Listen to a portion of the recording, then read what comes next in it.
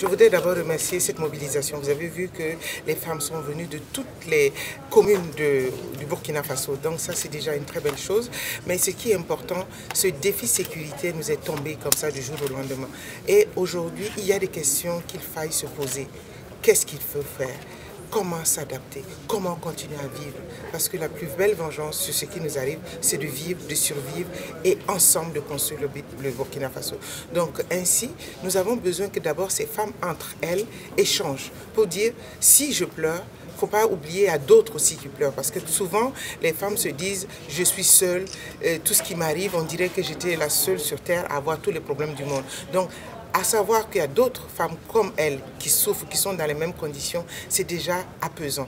Et maintenant, nous allons discuter avec des éléments des experts, avec l'accompagnement du département, comment s'adapter à ce défi sécuritaire, comment avec ce défi sécuritaire, nous pouvons amorcer le développement. Parce que nous savons pertinemment qu'aujourd'hui, cette réponse n'est pas seulement une réponse groupe armé, elle est aussi collective. Donc nous avons besoin, en tant que femmes et en tant qu'entité représentant plus de 50% de la population, à réfléchir sur cette thématique. Et il est important de souligner que le format du 8 mars et du Forum national conjoint, c'est de réfléchir sur les thématiques et d'outiller chaque leader femme. Parce que celles qui sont là, c'est des leaders de groupes d'associations. Comment, au retour, nous pouvons les épauler avec le concours des partenaires pour qu'elles relaient l'information, pour que tout ce que nous puissions décider aujourd'hui soit mis en pratique dans les communes à venir.